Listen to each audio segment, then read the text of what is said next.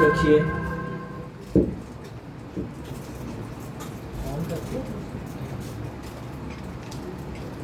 آپ سب کو palm Sunday بہت مبارک.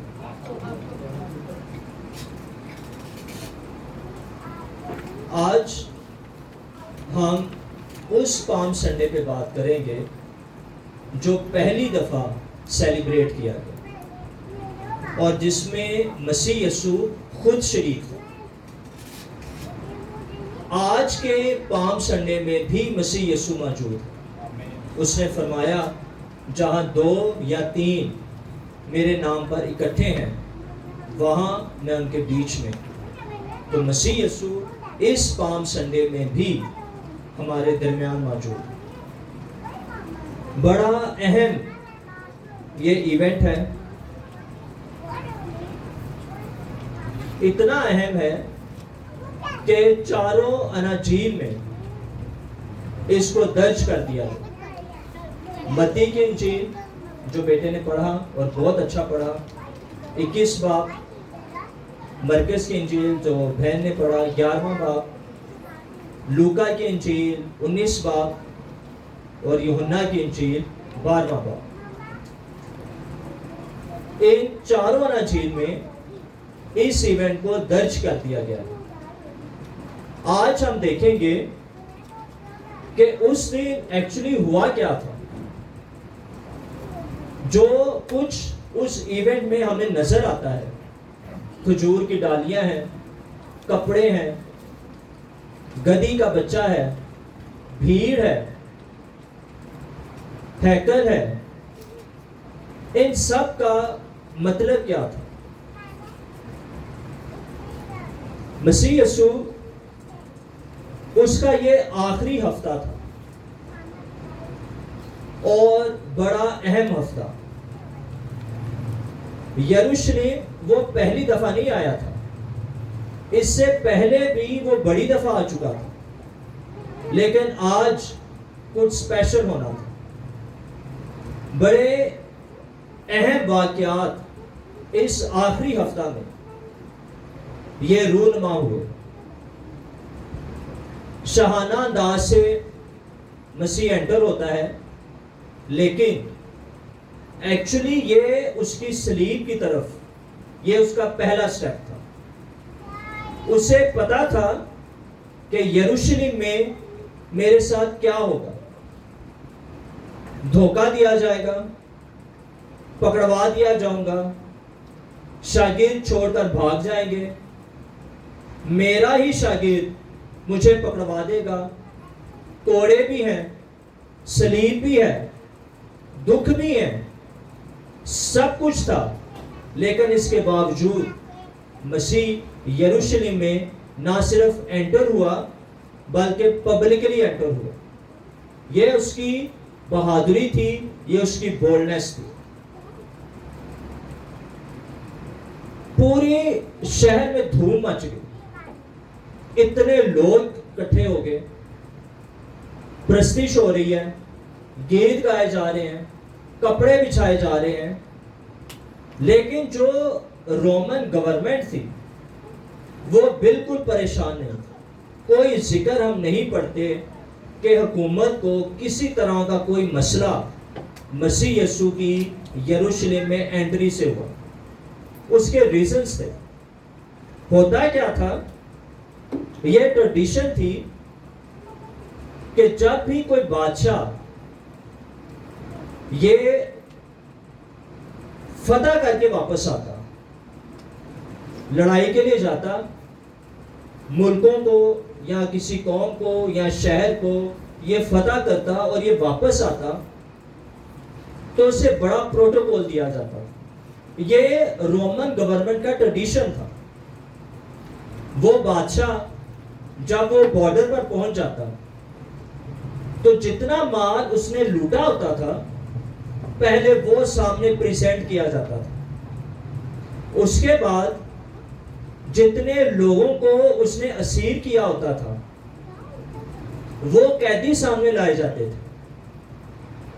اور یہ بادشاہ یہ گھوڑے پر سوار نہیں تھا ہوتا, یہ رتھ میں آتا تھا، اور رتھ بھی یہ سونے کا ہوتا تھا، جس سے بڑے پاورفل اور اچھی نسل کے گھوڑے کھینچتے تھے۔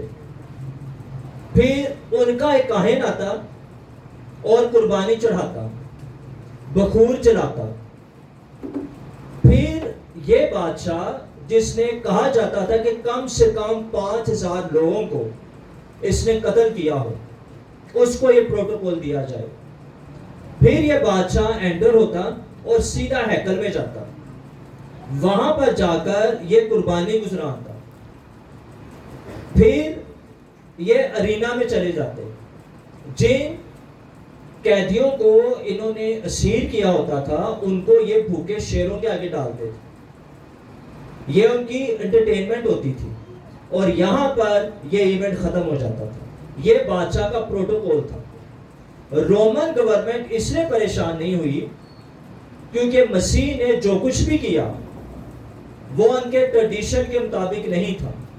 وہ عام بادشاہوں کی طرح وہ انٹر ہی نہیں ہوا، نہ اس کے ساتھ کوئی سپاہی تھے، نہ اس کے ساتھ کوئی آرمی تھی، نہ اس نے کوئی لوٹا ہوا مال رکھا تھا، وہ تو سواری گدی کے بچے پہ ہوا تھا۔ اس لیے جو رومن گورنمنٹ تھی وہ بالکل پریشان نہیں تھی۔ مسیح یسوع یہ انٹر ہوتے ہیں، 2 شاگردوں کو بھیجتے ہیں کہ جاؤ، گدی کا بچہ تمہیں بندھا ہوا ملے گا، اسے کھول کر لے آؤ۔ میں جب اس گدی کے بچے کے بارے میں دیکھ رہا تھا، اتنے میسیجز اس ایک ہی کریکٹر کے اوپر ہے، اسی پہ سارا میسج ہو جائے۔ پہلا کام اس گدھے کے ساتھ کیا ہوا، اسے کھولا گیا، اور کھولنے والا کون تھا؟ کس کے حکم پر کھولا گیا؟ مسیح کے۔ اس سے پہلے یہی گدھا یہ قلعے کے ساتھ بنا ہوتا تھا، گھوم پھر کے اس نے ادھر ہی آ جانا، اس کی ساری دنیا ہی وہ تھی۔ لیکن مسیح نے پہلا کام یہ کیا کہ اس گدھے کے بچے کو کھلوا دیا۔ یہ مسیح یسوع کی منسٹری ہے، ریلیز کر دینا، آزاد کر دینا، کھول دینا۔ جیسے اس نے اس گدھے کو کھولا، ایسے ہی اپنی زندگی کے دوران اور آج بھی وہ بڑے لوگوں کو اس نے آزاد کیا، آزاد کر رہا ہے۔ بدروہوں سے آزاد کر دیا، بیماریوں سے آزاد کر دیا، بندروں سے آزاد کر دیا، مردگی سے آزاد کر دیا، اور ہمیشہ کی زندگی بخشی۔ یہ اس کی منسٹری ہے، اس کو لے کے آیا جاتا ہے۔ لیکن مسیح یسوع نے صرف یہی ایک ریزن نہیں تھا اسے آزاد کرنے کا، بڑے ریزنز اس کے پیچھے تھے۔ اس کے بارے میں زکریا نے 9واں چیپٹر 9ویں آیت میں پیشن گوئی کر دی تھی۔ وہ پیشن گوئی میں آپ کے سامنے پڑھنا چاہتا ہوں۔ لکھا ہے، اے بنت صیون تو نہایت شادمان ہو، اے دختر یروشلم خوب للکار، کیونکہ دیکھ تیرا بادشاہ تیرے پاس آتا ہے، وہ صادق ہے اور نجات اس کے ہاتھ میں ہے، وہ حلیم ہے اور گدھے پر، بلکہ جوان گدھے پر سوار ہے۔ تو ایک تو یہ اس نبوت کی تکمیل تھی۔ مسیح یسوع کی آنکھیں اسکرپچر پر ہی لگی ہوئی تھی کہ جو کچھ اس کے بارے میں کہا گیا ہے، لکھا گیا ہے، اسے پورا کیا جائے۔ گدھے کے بچے کو جب لے کر آتے ہیں، لوگ اس پر اپنے کپڑے بچھا دیتے ہیں، کھجور کی ڈالیاں اس کے آگے بچھائی جاتی ہیں۔ وہ گدھی کچھ نہ کچھ تو سوچتی ہوگی، کچھ نہ کچھ تو اس کے ذہن میں چلتا ہوگا، سوچ رہا ہوگا کہ روز میں ایک جگہ پر قلعے پر بندھا ہوتا ہوں، آج تو میرے پہ کپڑے بچھائے جا رہے ہیں، آج تو بڑا مجھے پروٹوکول دیا جا رہا ہے، آگے پیچھے میرے لوگ پھر رہے ہیں، سب کچھ ہے، آج تو کچھ نیا ہے۔ لیکن اس کو یہ نہیں پتا کہ آج جو اس کو پروٹوکول دیا جا رہا ہے، نعرے لگ رہے ہیں، شاؤٹ ہو رہی ہے, کپڑے بچھائے جا رہے ہیں, اس کا ایک ریزن ہے. اس کا ریزن کیا تھا کہ مسیح اس کے اوپر سوار تھا. جتنا پروٹوکول اس گدھے کو ملا وہ صرف مسیح یسوع کی وجہ سے ملا. مسیح یسوع نے پورا ہفتہ اس گدھے کو استعمال نہیں کیا, مختصر وقت کے لیے استعمال کیا, اور اس کے بعد پھر اس کو ادھر جا کے باندھ دیا گیا ہوگا. تو پھر گدھا سوچتا ہوگا یار آج تو کچھ بھی نہیں, اگلا دن جب چڑھا ہوگا کچھ نہ کچھ تو سوچتا ہوگا یار آج تو کوئی پروٹوکول نہیں, آج تو کوئی آ ہی نہیں رہا, کوئی کپڑے نہیں ہے, کوئی ڈالیاں نہیں ہے, کوئی شاؤٹ نہیں ہے, کوئی نعرے نہیں ہے. اس کا ریزن کیا ہے؟ یہ میرے جیسے خادموں کے لیے یہ ایک لیسن ہے. اگر لوگ خادموں کی عزت کرتے ہیں, ان سے پیار کرتے ہیں, ان کو پروٹوکول دیتے ہیں, تو اس کا ریزن کیا ہے؟ اس کا ریزن یسوع مسیح. جو خادم یسوع کا ہے, اس کے پیچھے چلتا ہے, اس کی خدمت کرتا ہے, اس کے لیے استعمال کیا جا رہا ہے یا استعمال ہو رہا ہے, اس کو ایسے پروٹوکول ملتا ہے. لیکن جو الگ ہو جاتا ہے, پیچھے ہٹ جاتا ہے, اس کے ساتھ کیا ہوتا ہے؟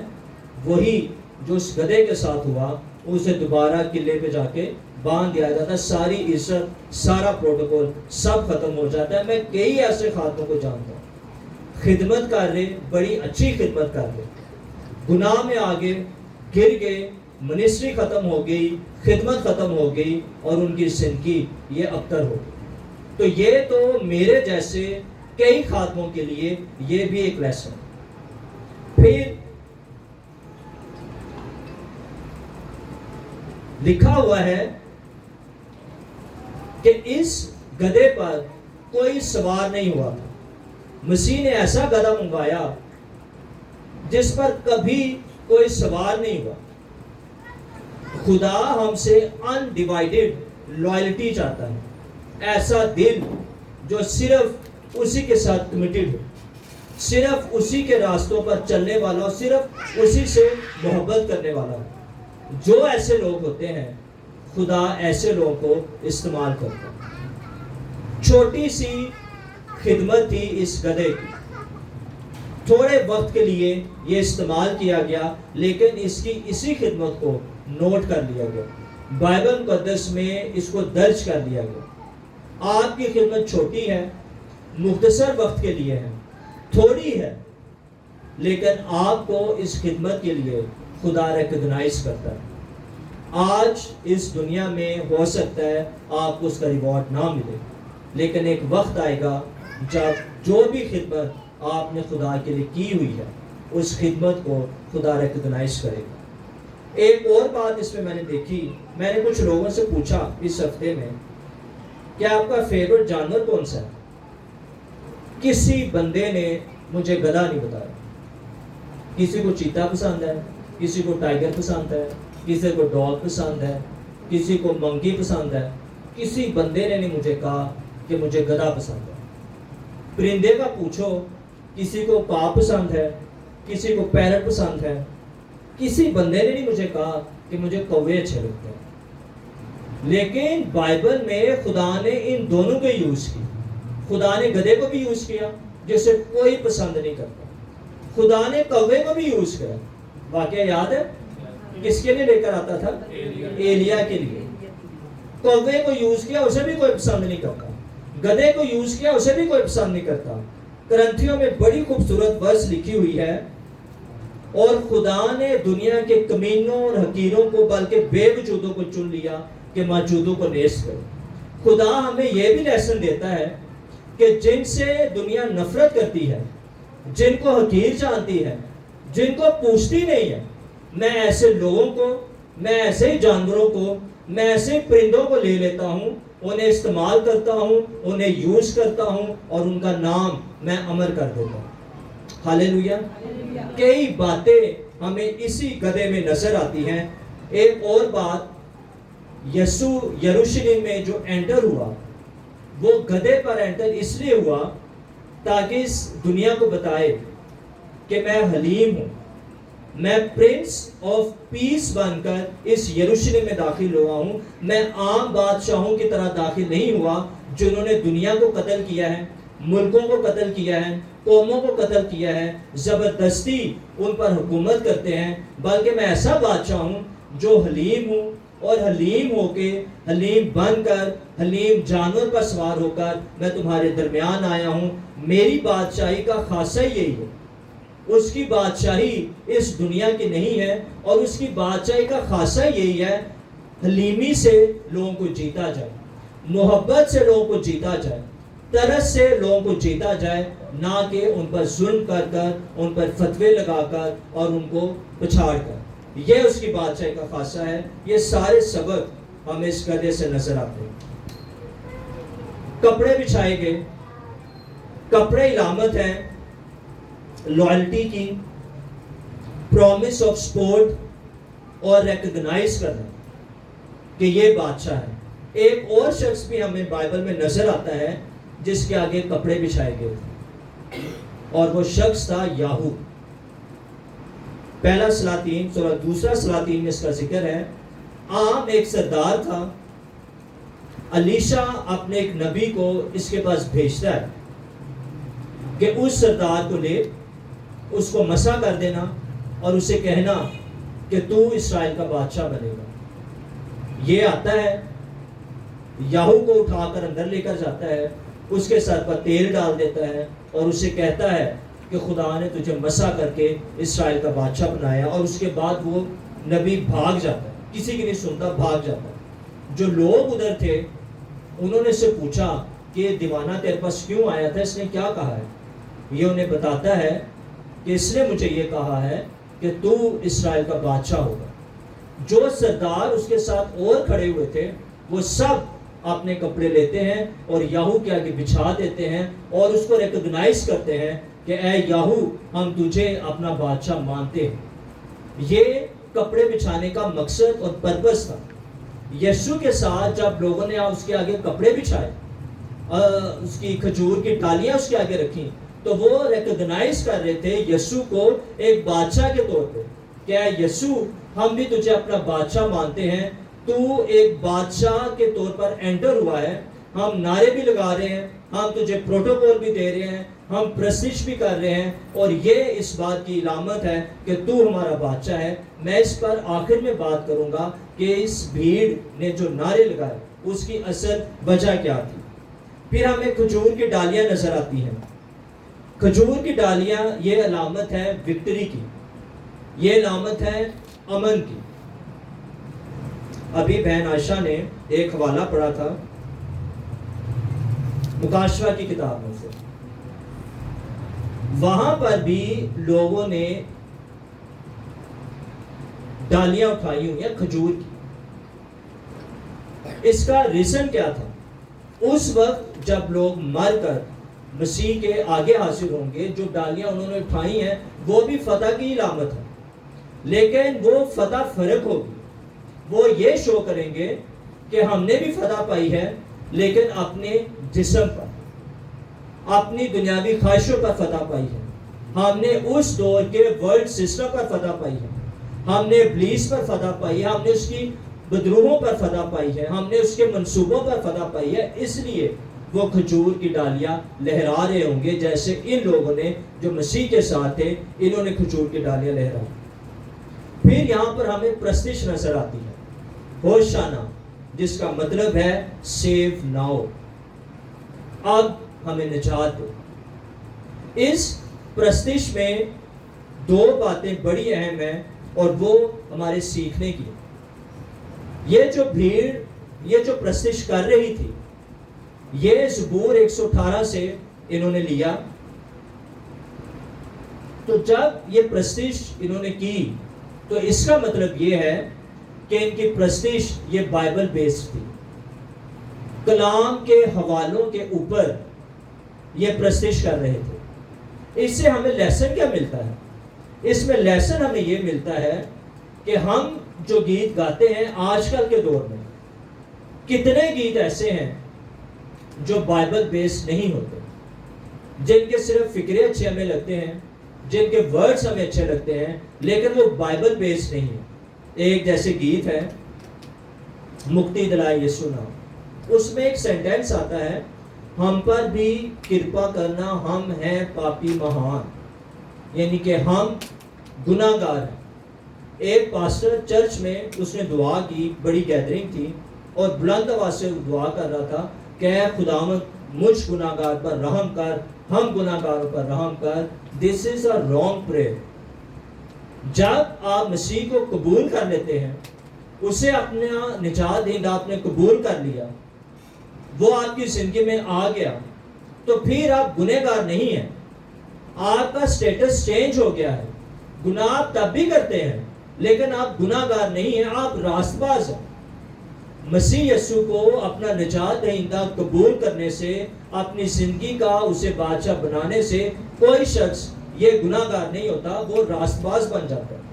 تو یہ گیت کا جو مصرع میں نے آپ کو بتایا کہ ہم ہیں پاپی مہان، یہ ہونا چاہیے ہم تھے پاپی مہان، ہم تھے اب نہیں ہیں۔ جب آپ نے مسیح کو قبول کر لیا ہے تو پھر آپ پاپی مہان نہیں ہیں، آپ پاپی مہان تھے۔ جب آپ دعا کرتے ہیں تو یہ نہ کہا کریں کہ اے خدا مجھ گناہ گار پر رحم کر۔ اگر آپ نے مسیح کو قبول کیا ہوا ہے تو پھر آپ اپنے بارے میں یہ نہ کہیں کہ آپ گناہ گار ہیں، آپ صرف یہ کہا کریں کہ اے خداوند یسوع میں تیرا شکر کرتا ہوں کہ تو نے اپنی راست بازی مجھے بخش دی ہے، تیرے خون کی وجہ سے، تیری صلیبی موت کی وجہ سے جس کو میں نے ایکسیپٹ کر لیا، میں اب راست باز ہوں۔ دوسری بات لوکا کی انجیل میں ہمیں ملتا ہے کہ لوگ پرستش کر رہے تھے ان سب معجزوں کے سبب سے جو انہوں نے دیکھے تھے، خوش ہو کر بلند آواز سے خدا کی حمد کرتے تھے۔ ان کی پرستش میں ریمیمبرنس تھی، ان کی پرستش میں یاد تھی ان سب کاموں کی جو مسیح نے کیے تھے۔ انہوں نے مسیح کو مردے زندہ کرتے دیکھا ہوگا، لازر کو دیکھا ہوگا، اندھوں کی آنکھیں کھلتے ہوئے دیکھا ہوگا، تھوڑی سی روٹیوں پر برکت آتے ہوئے دیکھا ہوگا۔ ان سب چیزوں کو انہوں نے یاد کیا، کلام میں لکھا، لوکا کی انجیل میں نے ابھی آپ کے سامنے پڑھا۔ ان سب معجزوں کو یاد کر کے یہ اس کی پرستش کرتے ہیں۔ جب ہم پرستش کرتے ہیں تو ہمارے زندگی میں، ہمارے خیالوں میں، ہمارے دل میں کون سی ایسی چیز ہوتی ہے جس کی وجہ سے ہم خدا کی پرستش کرتے ہیں؟ ہم اس وقت پرستش کرتے ہیں جب ہم چرچ آتے ہیں، ہم سے کہا جاتا ہے، ادھر بھی بہن بار بار کہہ رہی تھی تالیاں بجاؤ، بلند آواز سے کہو، ہمیں کہا جاتا ہے ہم پرستش کرتے ہیں، لیکن آپ کیوں پرستش کر رہے ہیں؟ اپنے آپ سے پوچھئے کہ آج جو میں یہ گیت گانے لگا ہوں، میں یہ گیت گانے لگی ہوں، اس کا ریزن کیا ہے؟ خدا نے میری زندگی میں ایسا کیا کام کیا کہ میں آج گا رہا ہوں شکر یہوہ داہی کرو؟ میں نے خدا کا ایسا کیا جلال دیکھا ہے کہ میں گیت گا رہا ہوں کہ رب خداوند بادشاہ ہے۔ تو جب بھی آپ گیت گائیں، جب بھی آپ پرستش کریں، کچھ نہ کچھ ریمیمبرنس، خدا کا کوئی نہ کوئی کام جو اس نے آپ کی زندگی میں کیا، وہ آپ کے دل پر، آپ کے ذہن میں ہونا چاہیے۔ آپ کو پتہ ہونا چاہیے کہ آپ جو یہ گیت گا رہے ہیں اس کا موٹیو کیا ہے، اس کے پیچھے ریزن کیا ہے، تب آپ کو پرستش کا مزہ آئے۔ ہمیں یہاں پر کراؤڈ نظر آتا ہے، عجیب کراؤڈ تھا یہ۔ اسی کی یاد میں یہ کھجور کی ڈالیاں ہم لوگوں نے لی ہوئی ہیں، جو چرچ پہلے ہوا یہ انہوں نے لگائی ہیں، ہم نے نہیں لگائی۔ عجیب یہ کراؤڈ تھا۔ مسیح کو انہوں نے غلط انڈرسٹینڈ کر لیا۔ مسیح جب انٹر ہوا، کپڑے یہ بچھائے، کھجور کی ڈالیاں انہوں نے لی، پرستش کر رہے ہیں، نعرے مار رہے ہیں، اسے ایسا بادشاہ ٹریٹ کر رہے ہیں۔ وہ بادشاہ تھا لیکن ویسا بادشاہ نہیں تھا جو کراؤڈ سمجھ رہا تھا کہ یہ بادشاہ ہے۔ کراؤڈ سمجھتا تھا کہ یہ پولیٹیکل بادشاہ ہے، یہ سیاسی بادشاہ ہے، یہ آ رہا ہے، یروشلم میں آئے گا، اپنی پارٹی بنائے گا، ہمیں رومیوں کے ہاتھ سے یہ نجات دے دے گا، ہماری زندگی یہ آسان ہو جائے گی، ہم آزاد ہو جائیں گے۔ یہ ان کی ایکسپیکٹیشنز تھی، یہ ان کی توقعات تھیں جو انہوں نے مسیح کے ساتھ وابستہ کی ہوئی تھی۔ لیکن ایسا ہوا نہیں، کیونکہ مسیح وہ اس دنیا کی بادشاہی حاصل کرنے نہیں آیا تھا، وہ لوگوں کو اس طرح کی غلامی سے نجات دینے نہیں آیا تھا، بلکہ اس سے بھی ایک بڑی غلامی جس سے نجات دینے کے لیے مسیح اس دنیا میں آیا تھا. وہ گناہ کی غلامی تھی, وہ موت کی غلامی تھی, وہ ڈپریشن تھے, وہ بیماریاں تھیں, وہ ابلیس تھا, ابلیسی قوتیں تھیں. یہ ساری چیزیں یہ زیادہ بڑی تھی. اس زیادہ بڑے کام کے لیے مسیح اس دنیا میں آیا. لیکن جب لوگوں نے دیکھا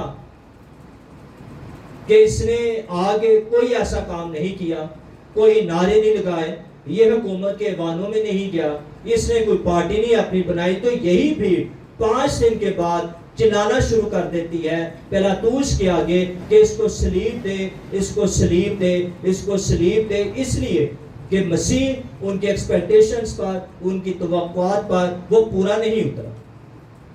انفارچونیٹلی آج بھی ایسا ہی ہو رہا ہے. ہم میں سے کئی لوگ ایسے ہیں جو یہ چاہتے ہیں کہ مسیح وہ کام کرے جو ہم چاہتے ہیں. ہم ویزے چاہتے ہیں, ہمیں مسیح ویزے لگا کے دے. ہم جاب چاہتے ہیں, ہمیں مسیح جاب سے. بیمار ہو گئے ہیں, ہمیں شفا دے. ہم نے مسیح کو ایک ATM مشین سمجھا ہوا ہے, ادھر سے دعا کرو, نیچے سے دعا کا جواب باہر آ جائے. جب مسیح ایسا نہیں کرتا تو ہم بھی وہی کام کرتے ہیں جو اس بھیڑ نے کیا تھا, ہم بھی مسیح کو چھوڑ دیتے ہیں. کئی لوگ ایسے جو کہتے ہیں کہ ہم دعائیں کر کر کے تھک گئے ہیں, دعائیں سنی نہیں جاتی, تو ہم ناراض ہو گئے خدا سے. ہماری دعائیں فرق ہو گئی ہیں. مسیح نے دعا کی کہ اے خدا تیری مرضی پوری ہو. ہم دعا کرتے ہیں کہ اے خدا میری مرضی پوری. تیری مرضی اس میں ہے یا نہیں ہے, لیکن میری مرضی, جو گھر میں چاہتا ہوں, جس لڑکی سے شادی میں کرنا چاہتا ہوں, جس لڑکے سے شادی میں کرنا چاہتی ہوں, مجھے وہی چیز چاہیے, مجھے وہی ملک چاہیے, مجھے وہی جاب چاہیے. جب ایسا نہیں ہوتا تو ہم میں سے کئی لوگ یہ مسیح کو چھوڑ دیتے ہیں. اور یہ اکا دکا لوگ نہیں ہوتے, بھیڑ کی بھیڑ ہوتی ہے. جو مسیح کے ساتھ تھے وہ بھی بھیڑ کی بھیڑ ہی تھی. یہ کام بھیڑیں ہی کرتی ہیں. بہت کم لوگ ایسے ہیں جو واقعی مسیح کے ساتھ سنسیئر ہیں. بیماریاں آ جاتی ہیں, تنگیاں آ جاتی ہیں, مشکلات آ جاتی ہیں, خرچے پورے نہیں ہوتے, ڈپریشن میں آ جاتے ہیں, کمیاں آ جاتی ہیں, آپریشن میں آ جاتے ہیں, پھر بھی وہ یسوع کو یہی کہتے ہیں کہ حالات جیسے بھی ہیں, اے خداوند میں تجھ سے محبت کرتا ہوں. بڑی خوبصورت آیت میرے ذہن میں آ گئی. اگر آپ کے پاس بائبل مقدس ہے, حوالہ نکالیے زبور 18. ایک ہی آیت میں اس کی پڑھنا چاہتا ہوں. ٹائٹل دیکھیں, ٹائٹل بڑا خوبصورت ہے, میر مغنی کے لیے خداوند کے بندہ داؤد کا مزمور. اس گیت کے الفاظ اس نے خداوند سے اس روز کہے جب خداوند نے اسے اس کے سب دشمنوں اور ساؤل کے ہاتھ سے بچایا. چنانچہ اس نے کہا, اے خداوند, اے میری قوت, میں تجھ سے محبت رکھتا ہوں. یہ جو زبور ہے یہ داؤد کے آخری ایام میں لکھا ہے. زندگی کے آخری ایام میں اس نے زبور لکھا, جب سب کچھ ہو چکا تھا. سادہ سا یہ شخص تھا, بھیڑ بکریاں چراتا تھا. اس کو مسا کر دیا گیا کہ یہ اسرائیل کا بادشاہ بنے گا. اس دن سے اس کی زندگی یہ بالکل ہی چینج ہو گئی.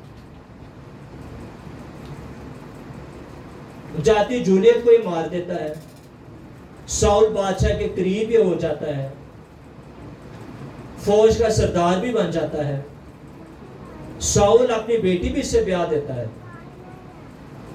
لیکن جب ساؤل کو پتہ چل جاتا ہے کہ لوگ تو اس کو پسند کرتے ہیں, تو ایک دن یہ بادشاہ بن جائے گا, میرا بیٹا بادشاہ نہیں بنے گا, تو یہ اسی کو قتل کرنا چاہتا ہے. پیچھے پڑ جاتا ہے اس کے. کوئی اس کو احساس نہیں ہے کہ اگر یہ مر گیا تو میری اپنی بیٹی وہ بیوہ ہو جائے گی. پیچھے اس کے پڑا رہتا ہے. اسے اسی داؤد کو اپنا گھر چھوڑنا پڑتا ہے, اپنی پوزیشن چھوڑنی پڑتی ہے, اپنا محل چھوڑنا پڑتا ہے, اپنی جان بچانے کے لیے بھاگتا پھرتا ہے, کبھی کسی جگہ پر, کبھی کسی غار میں, کبھی کسی ملک میں. اور اتنا یہ تنگ آ جاتا ہے کہ داؤد ساؤل کے بیٹے یونتن سے ایک دن کہتا ہے کہ میں نے تیرے باپ پر کیا بگاڑا ہے وہ کیوں میرے پیچھے پڑا ہے؟ میرے اور موت کے بیچ میں صرف ایک قدم کا فاصلہ رہ گیا، تیرا باپ کسی وقت بھی مجھے قتل کر سکتا ہے۔ اتنا یہ شخص تنگ آ گیا تھا، اتنی مصیبتیں اس نے اٹھائی، اتنے دکھ اس نے اٹھائے۔ یہ ثبوت آخری ایام میں لکھا گیا۔ پوری لائف کو یہ سوچتا ہوگا، پوری لائف کی طرف یہ دیکھتا ہوگا، کوئی شکوہ نہیں، کوئی گلہ نہیں، کوئی کمپلین نہیں، خدا کے آگے کوئی رونا نہیں رو رہا۔ پہلی آیت میں کہتا ہے کہ اے خدا میں تجھ سے محبت کرتا ہوں۔ ہم میں سے کتنے لوگ داؤد کی طرح ہیں؟ ہم داؤد کی طرح بننا ضرور چاہتے ہیں، ہم چاہتے ہیں ہمیں بھی مسا ملے، ہم چاہتے ہیں ہم بھی ویسی پرستش کریں، ہم چاہتے ہیں ہمیں بھی بادشاہ بنایا جائے، ہمارا بھی پروٹوکول ہو، ہماری بھی عزت ہو، سب کچھ ہو۔ لیکن جو کچھ داؤد نے سہا ہم وہ نہیں لینا چاہتے۔ اتنے ڈپریشنز کے باوجود داؤد یہ خدا کو کہتا ہے کہ اے خدا میں تجھ سے محبت رکھتا ہوں۔ ہم میں سے کتنے ایسے ہیں جو یہی کہیں گے جب ہم مشکلوں میں چلے جاتے ہیں، بیماریوں میں آ جاتے ہیں، تکلیفوں میں آ جاتے ہیں، ہماری دعاؤں کا جواب نہیں ملتا، کوئی راستہ ہمیں نظر نہیں آتا، پھر بھی ہم کہیں کہ اے یسوع حالات جیسے بھی ہوں میں تجھ سے محبت کرتا ہوں۔ اس کے بعد ہم پڑھتے ہیں کہ مسیح ہیکل میں چلا جاتا ہے، اس کا آخری سٹے ہیکل۔ وہاں پر مسیح نے دو کام کرنے تھے، ایک تو تعلیم دینی تھی، ایک وہاں پر لوگوں کو شفا دینی تھی۔ لیکن ان دونوں کاموں سے پہلے ایک بہت بڑا ہرڈل تھا، اور وہ ہرڈل کیا تھا، وہ رکاوٹ کیا تھی کہ وہاں پر لوگ خرید و فروخت کر رہے تھے۔ اپرووڈ اینیملز وہ انہوں نے ہیکل کے اندر رکھے ہوئے تھے، لوگوں کو کہتے تھے تم نے جو قربانیاں گزرانی ہے تمہیں ہم میں سے یہاں سے تمہیں جانور لینے پڑیں گے، یہ اپرووڈ اینیملز ہیں، یہی قربانیاں انہی جانوروں کی ہم قبول کریں گے، خدا قبول کرے گا۔ باہر سے ہیکل کے باہر سے اگر ایک جانور ان کو ایک کبوتر کی جوڑی 75 پیسے کی ملتی تھی تو وہ 20 گنا زیادہ اس ہیکل کے اندر دیتے، خرید و فروخت ہو رہی تھی۔ مسیح نے سب سے پہلا کام ان لوگوں کو ہیکل میں سے باہر نکال دیا۔ اس کے بعد ہم پڑھتے ہیں کہ اس کے پاس لنگڑے آ جاتے ہیں، اس کے پاس اندھے آ جاتے ہیں، اور مسیح ان کو شفا دیتا ہے۔ وہاں پر مسیح تعلیم دیتا ہے۔ آج چرچز میں یہ کیوں نہیں ہو رہا؟ شفائیں کیوں نہیں ہو رہی؟ معجزے کیوں نہیں ہو رہے؟ بائبل کی اتھینٹک تعلیم کیوں نہیں مل رہی؟ کیونکہ آج بھی ہیکل میں وہی کام ہو رہا ہے، آج بھی چرچز میں وہی کام ہو رہا ہے جو مسیح کے دور میں ہو رہا تھا۔ آج بھی بزنس ہو رہا ہے، آج بھی کاروبار کیا جا رہا ہے، آج بھی لوگ پاسٹرز، ایلڈرز جو چرچ کے لیڈرز ہیں وہ آج بھی پیسہ بنا رہے ہیں۔ ہمارا گھر بن جائے، ہماری کوٹھی ہو جائے، ہمارے بچے سیکیور ہو جائیں، ہمارے باہر کے ویزے لگ جائیں، باہر کے وزٹس ہمارے ہو جائیں، سارا کام، سارا فوکس ان کا پیسہ ہی ہے جیسے اس وقت تھا۔ اسی لیے چرچز میں آپ کو پھیکا پن نظر آتا ہے، پاک روح جنبش نہیں کر رہا، خدا کا کلام نازل نہیں ہو رہا، لوگ شفائی نہیں پا رہے، لوگوں کی زندگیوں میں معجزات نہیں ہو رہے۔ ایسا لگتا ہے کہ ہم چرچ گئے ہیں، اٹھ کے واپس آ گئے ہیں، کوئی پاک روح کا ٹچ نہیں ہے، روح القدس کا مسا نہیں ہے، کیونکہ ہیکل پاک نہیں کی گئی، چرچز کو پاک نہیں کیا جا رہا۔ جس دن چرچز پاک ہونا شروع ہو جائیں گے لالچ سے، بدی سے، گناہ سے، تو انہی چرچز میں وہی کام ہونا شروع ہوگا جو مسیح کے دور میں ہوا تھا۔ تب لوگ نجات بھی پانا شروع کریں گے، تب معجزات بھی ہونا شروع ہوں گے، تب شفائیں بھی ہونا شروع ہو جائیں گی، تب تعلیم بھی آنا شروع ہو جائے گی، اور تب ہماری روحانی ترقی بھی ہوگی۔ تو یہ میسج 5 سنڈے کا میں آپ کو دینا چاہتا ہوں۔ مسیح کو ویلکم کیجئے جیسے اس بھیڑ نے کیا، اپنی زندگیوں میں، اپنے دلوں میں، اپنے خیالوں میں، لیکن اس موٹیویشن کے ساتھ نہیں جو اس بھیڑ کی تھی، جو اپنی ایکسپیکٹیشنز مسیح سے پوری کروانا چاہتے تھے۔ مسیح کو ویلکم کریں، لیکن اس کو یہ کہیں کہ اے بادشاہ تو میری زندگی میں آ، لیکن میں تیری مرضی کا تابع دار ہوں، جو تو چاہے گا میں وہی کروں گا۔ ایسے مسیح کو اگر آپ اپنی زندگیوں میں ویلکم کریں گے, اس کو اپنے خیالوں میں آنے دیں گے, اپنی زندگیوں میں آنے دیں گے, اپنی سوچوں میں آنے دیں گے, تب آپ کا پام سنڈے ہوگا.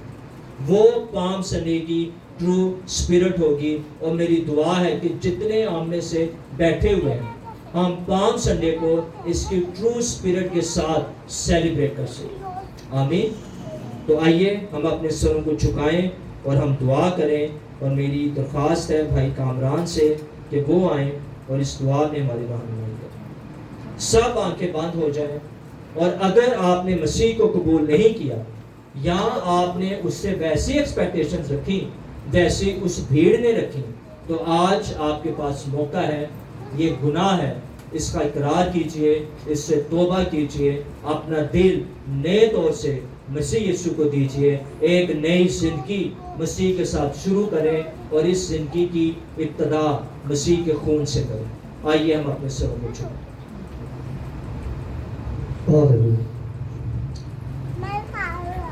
دعا قادر مطلق مسیح ہمارے آسمان باپ,